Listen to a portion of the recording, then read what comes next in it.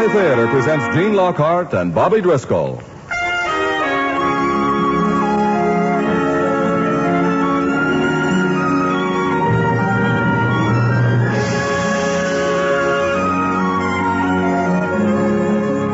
From Hollywood, the Mutual Network, in cooperation with Family Theater, presents Fair Exchange, starring Bobby Driscoll. And now here is your host, Gene Lockhart.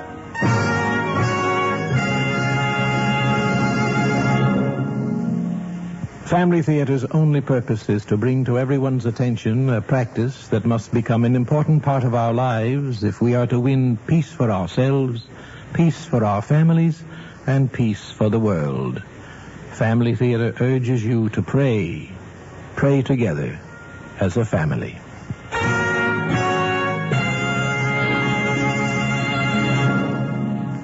And now to our transcribed drama, Fair Exchange, starring Bobby Driscoll as Ray.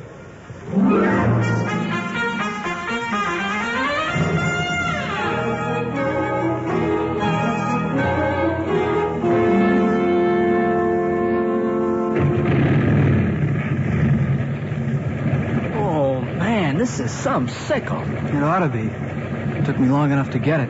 What are you groaning about? At least you made the grade. My old man's still on the fence. You better shut it off, Jim. I'm already into next week's allowance for gas money. Oh, boy, that's really something. Ray! Raymond, dinner's ready. Okay, Mom, I'll be right in. Hey, what's the time? 6:20. Oh, brother, the old man will kill me. I'll see you at 7:30. Well, maybe I'll come a little earlier. The game starts at 8. Aren't we riding? Well, it's like I said about the allowance. I'll pay for the gas. Oh, I don't know, Jim. Sure, gotta go first cabin, know we? Okay, I'll pick you up. 7:30? Yeah.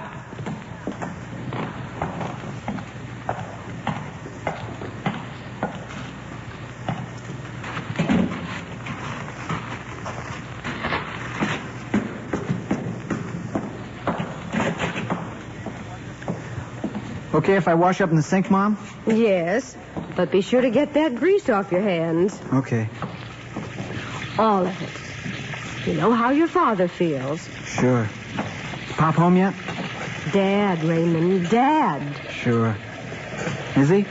He just came in 10 minutes ago. He seems worried about something, so get those hands clean. Well, how come he didn't pull into the garage? He has to go out right after dinner. Something at George Ware's. I think the bank's sending him up to Sacramento for a few days. Maybe he'll get to see the governor again. I shouldn't be surprised. Towel? Here. What's on for tonight? Basketball game. Oh. Who's playing? Santa Monica. Agnes, has Ray come in yet? Oh, yes, Bob. I'm out in the kitchen, Pop. Raymond. Just washing up. Dad? Well, please come into the study when you're finished, will you? I'd like to talk to you. You bet, Dad. Has he got a beef about something? Ray, your vocabulary. All right. Is he upset, disconcerted, distrait? What? Third year French. What's his problem? I'm sure I don't know. Now let's see your hands. Well, you're only fair. Only fair. Well, I better not keep him waiting. Also, you'd better keep your hands in your pockets. Go ahead. Hi, Dad. Evening, son. Sit down. Mom tells me you might be going up to Sacramento next week. Possibly. Ray... Everything going okay at the bank? Yes, it is. Well, as a matter of fact, I'm up for an assistant vice presidency. That's what the trip's about. Hey, that's great, Pop. That's real great. Thank you. I mean, Dad. Oh, Pop will do, I guess. We're all pops, whether we like it or not. Just as you'll be a pop someday. You'll grow up, marry, and have a family, and take my word for it, Ray, you'll worry about them. And sometimes you'll do things for their own good that they won't appreciate. Not at the time, anyway. Is anything wrong? You tell me. Take a look at this headline in tonight's paper. 2 teenagers killed in motorcycle crash. I saw that headline when I stepped out of the bank tonight. I was almost afraid to read the rest of the story. Now, Dad, listen. All that flashed across my mind was that it could have been you.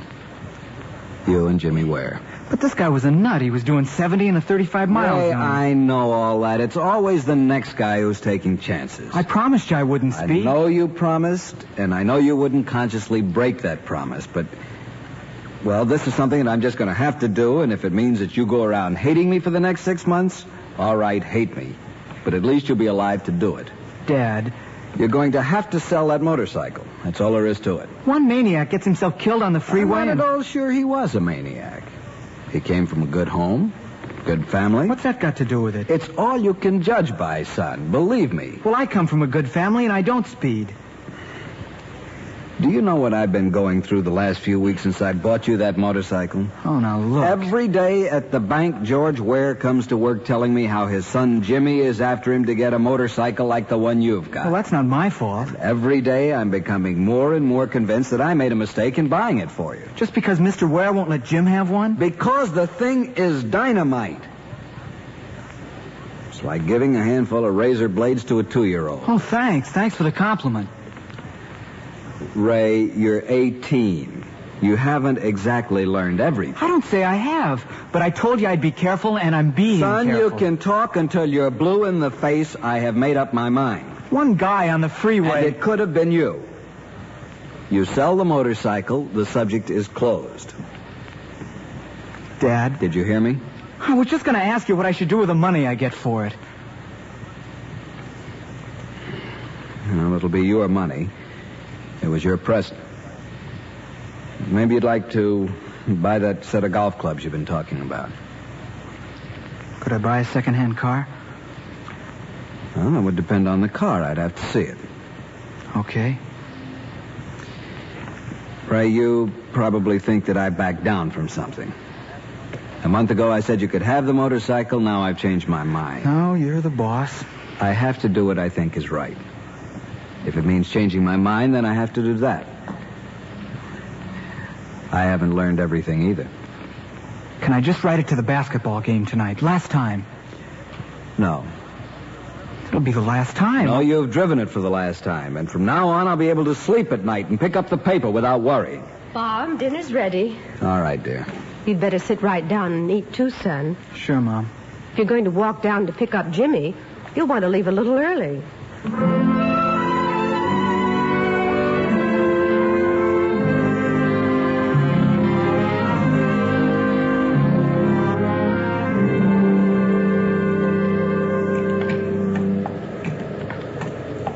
Some game, huh?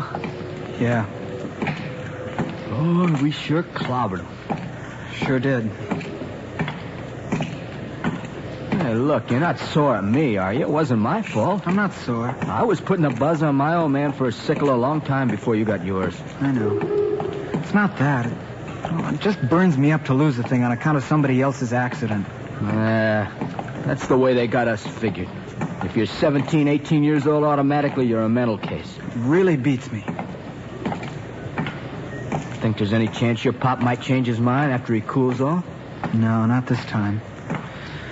It's been building up for a couple of weeks. I could see it coming. Like how? He's been putting the needle in me about how much noise it makes, and I always got grease on my hands. You know, that stuff. Yeah. Funny. For all these months, I've been yakking motorcycle, and just in the last few days, I was beginning to think that maybe, just maybe, the old man might be coming around a little, and then Louie. Yeah, well, you can't hide all the newspapers from him. You know what it is? They sit around that bank all day trying to impress one another what responsible characters they are. And this is the result. So why should we take the heat? Because one clown we don't even know has a lead foot. You see the pictures of the accident? Yeah. Murder. He must have been sailing. Said 75 on the TV. Paper only said 70. So what? You hit anything going over 60, it's academic, boy. Yeah. Well, goodbye, cycle. That's a joke, son.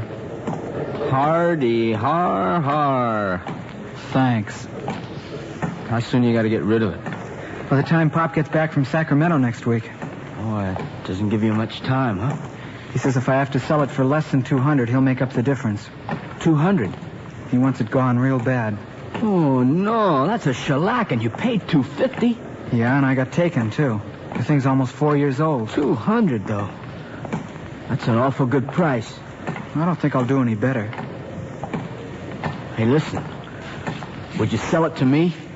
Oh, man, inhale. You need air. No. Seriously. Where would you get the $200? I got it. Savings bonds. You mean your old man's got it? No, they're in my name. I've been buying them every summer. What are you trying to do? Get yourself murdered? My old man wouldn't have to know anything about it. Where would you keep the thing? Under your bed? No, I put it in a garage somewhere. In the meantime, I could be softening them up. You talk like a man from Mars. Ray, no kid now. I mean it. How would he know? What if someone saw you riding it? I'll take it out of the neighborhood. How about the bonds? I'll cash them in at another bank. They're in my name. Jim, look. Your old man will blow a gasket if he finds out about this. That's what I'm telling you. He won't find out. How can he unless we say something? What if he asks about the bonds?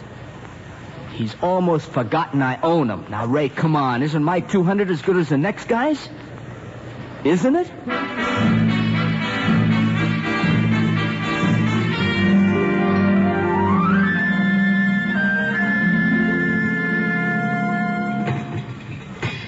More salad, Bob? No thanks, dear. Raymond? No, I'm all set, Mom. Say, I'll take a little more of that gravy, though. Excuse me, dear. You were saying... Oh. Well, you know these politicians. This fellow at the treasurer's office was no different. Look, I told him, it's all very easy for you boys in Sacramento to sit up here and make blanket rulings about fiscal policy. But it's quite enough... I'll get it, Pop. If that's one of your friends, will you please tell them to stop calling us during dinner?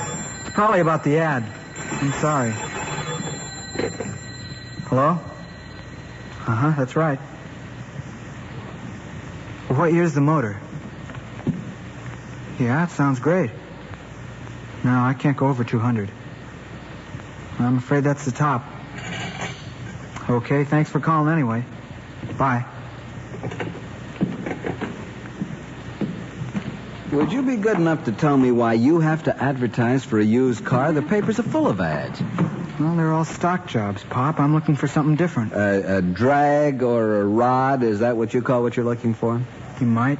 Something that'll do 5,000 miles an hour? No, just something different. Something that's had a little work done on it. Remember, I okay the car before you buy it. I remember. And incidentally, when's the fellow who bought your motorcycle coming to pick it up? Oh, he said it might be another day or so. Seems very strange to me that he'd pay you in full and then just leave it there in the garage. I told you he doesn't have a place to keep it yet. I still say it's very odd. Pop, if I thought it was going to be such a bother, I wouldn't have taken his money. But you said to sell it? I know exactly what I said. Bob, are you ready for your coffee? Yes, I'd like some. Who do you suppose that is? It's probably Jim. I told him to pick me up at 7:30. Will you please tell him from now on not to come around while we're having dinner? I thought we'd be over by now. I'll tell him. No wonder I've got an ulcer.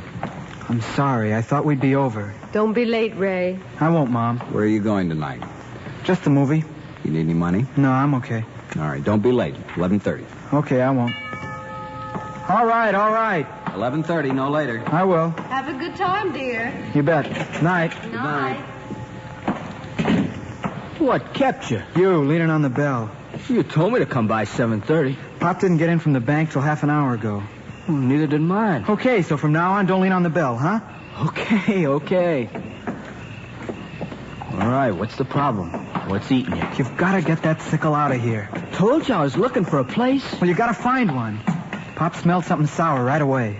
You showed him the money, didn't you? He wants to know why the guy doesn't come and pick it up. It's a very good question. Okay, good grief. I'll get it out of there. Boy, tonight's the night. Now what? I barely got out of the house. How come? Didn't you see the paper? No, Pop didn't bring one home. Lucky you.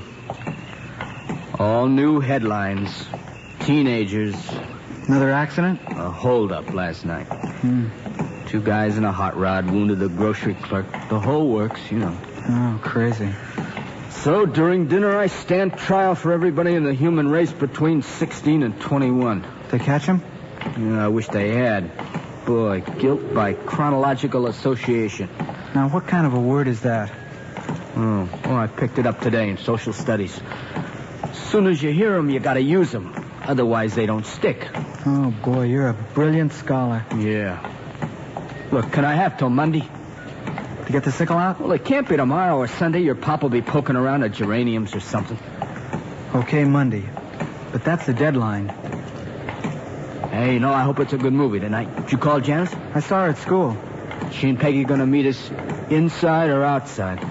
Inside. Oh, that's nice. That's cheaper.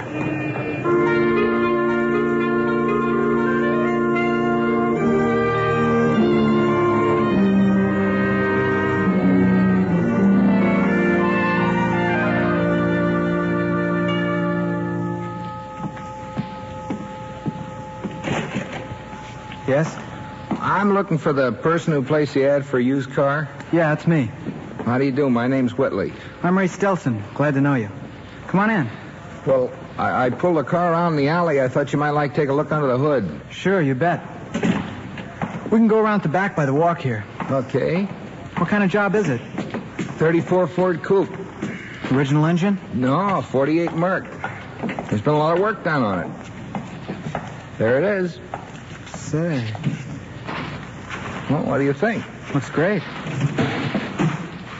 You, want to start her up? Yeah.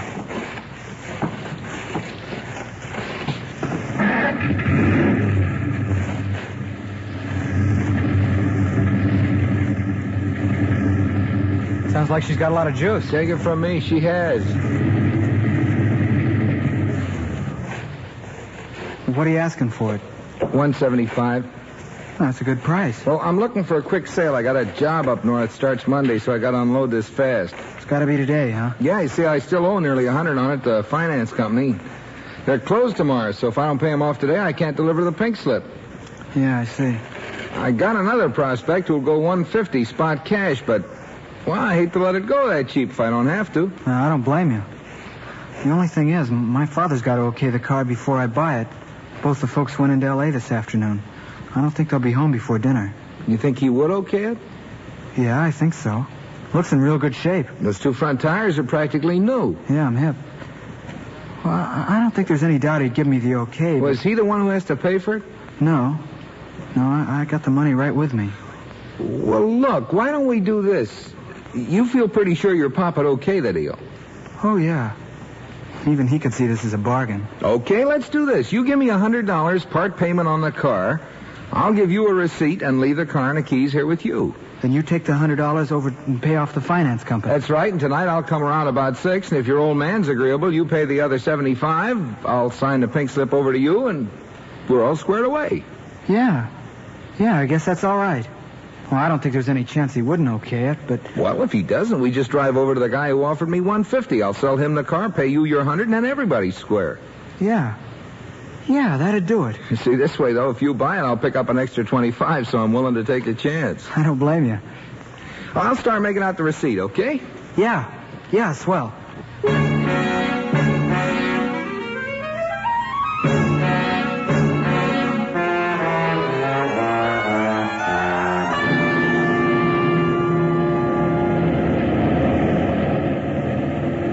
How about this little bomb, James, my boy? Chronological. Simply chronological. Get how she hugs on the corners. Get this. Oh,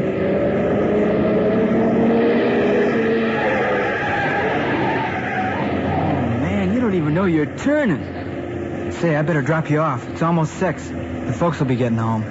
Oh, if your pop won't let you have this, we will simply have to blow the man down. Oh, I figure it's in the bag. Yeah, you lucky dog. Be over after dinner? As soon as that guy comes back with a pink slip. Cross your fingers, buddy. That's what I'm doing.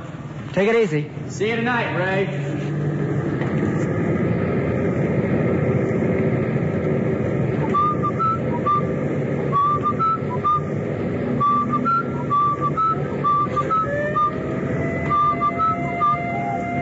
Uh-oh, the law. Not me, Mr. Policeman, not me. I'm doing 20 in a 25-mile zone. He's coming up fast. Yes, sir, Raymond boy, over to the curb and let the law go by. He's stopping right behind me. Oh, what do you think they want?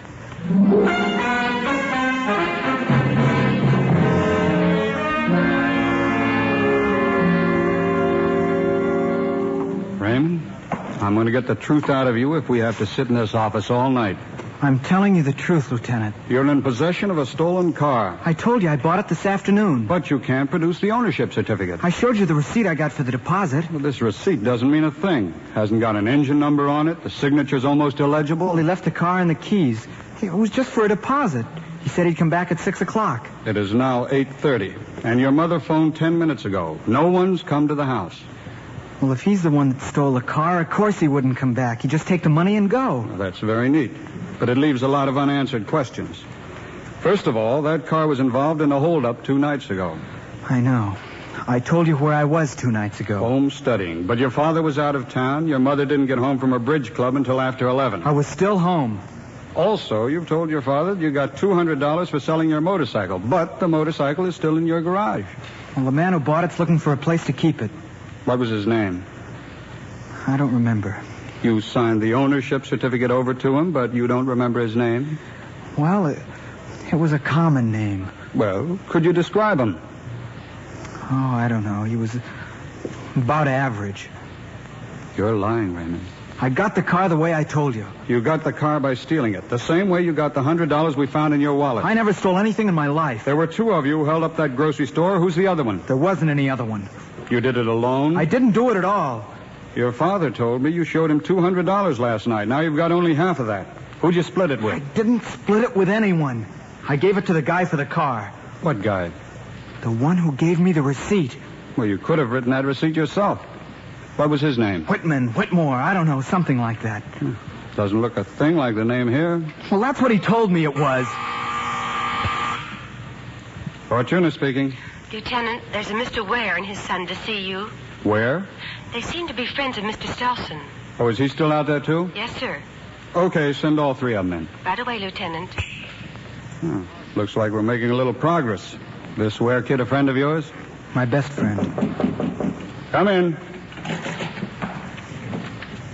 Lieutenant. Mr. Stelson. This is Mr. George Ware. Pleased to meet you. How do you do, sir? This is my son, James. Hi. Glad to know you, Jim. Mr. Ware and I are close friends and business associates, Lieutenant. He's first vice president of the Civic Bank and Trust Company. Yes, I think we may have met somewhere. Quite possibly. Lieutenant, the reason I'm here is because of something my son James told me this evening. It might just clear up this difficulty.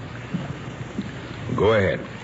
Well, Just tell the lieutenant what you told me. Don't mince around about I'm it. trying to. Discussed it enough with you. Okay. Yes, Father. Yes, Father. Now, what is it, son? Well, it's about the motorcycle. I'm the one who bought it from Ray. Hi. Hi. I'm glad to see you. I'll bet. I got chicken for a while. Now, let me see if I have this right, Jim. You bought the motorcycle from Ray? Yeah, for $200. I cashed in my savings bonds. Against my express orders. Just a moment, Mr. I Ware. had forbidden him to touch those bonds. If you don't mind, sir, let's deal with this problem one step at a time. As you wish. I take it then, Jim, you've got the ownership certificate for the vehicle? Yes, sir. Right here. Well, seems in order. Now, would you be good enough to tell me why it was kept such a big secret? This could have cleared up the whole difficulty in no time at all. Well, Pop, Father didn't want me to have a motorcycle. They're a menace. Well, I thought you were coming around. You'll see how I'm coming around. You get rid of that thing by tomorrow if you have to give it away. Okay. Well, Lieutenant, I appeal to you. Impress upon my son how dangerous, truly dangerous a motorcycle can be. You read the papers.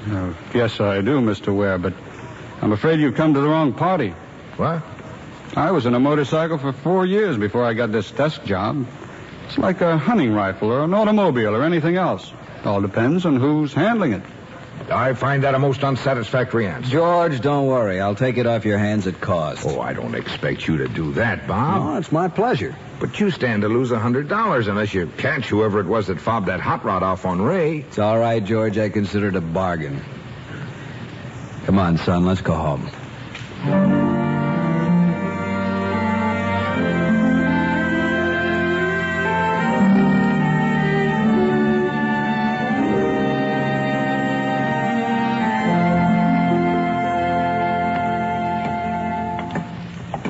How about that old man of mine, huh? I gotta sell you back the motorcycle, but he's gonna buy me a skin diving outfit. What's he think? I can't drown? Yeah, they're strange. They're the strangest bunch in the world. Fathers? Yeah. And are you formal? Oh. Yeah, my old man likes to be called father. Gives him a kick. You know, they mean well. Don't you think? Yeah, I think so. They huff and puff, but I think so. Wonder if they'll catch the guy who fobbed off that car on me. Fobbed. Fobbed. That's a word my old man loves. Use another one, will you? Foisted? Very good. Well, I gave him a description. Sample of the handwriting. Routine. It's nothing but routine. They'll catch him. Did Peggy say where she and Janice were going to meet us at the show? Yeah. Bad news. What? Outside. Oh, sad. 60 cents apiece. Oh, my. They're doing it. What's that? Growing up. They're getting smart.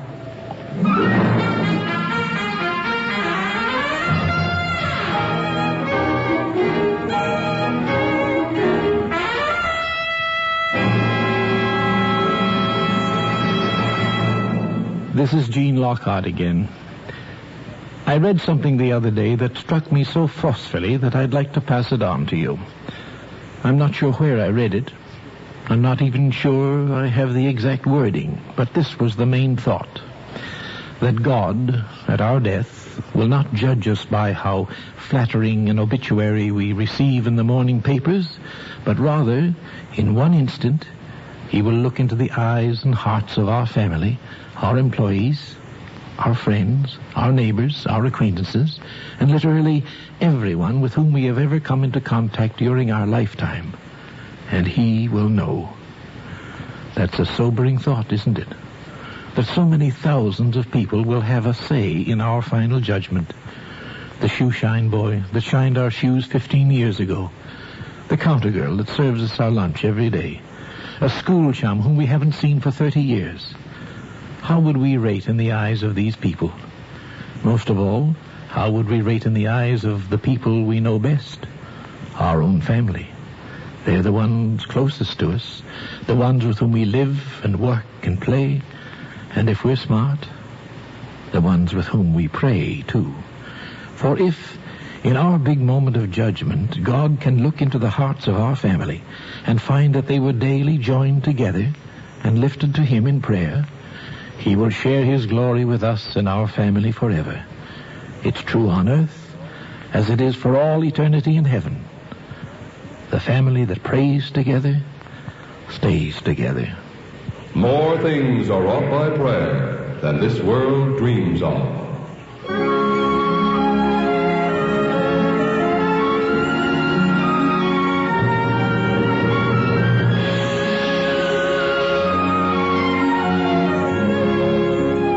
From Hollywood, Family Theater has brought you transcribed Fair Exchange, starring Bobby Driscoll. Gene Lockhart was your host. Others in our cast were Eddie Firestone Jr., Harry Bartell, Margaret Brayton, Marvin Miller, and Bob Emlin. The script was written and directed for Family Theater by John T. Kelly, with music composed and conducted by Harry Zimmerman. This series of Family Theater broadcasts is made possible by the thousands of you who feel the need for this type of program, by the Mutual Network, which has responded to this need, and by the hundreds of stars of stage, screen, and radio who give so unselfishly of their time and talent to appear on our Family Theater stage. To them and to you, our humble thanks. This is Larry Chatterton expressing the wish of Family Theater that the blessing of God may be upon you and your home, and inviting you to join us next week when Family Theater will present Deductive Reasoning, starring Betty Lynn and Jeff Hunter. Gene Evans will be your host. Join us, won't you?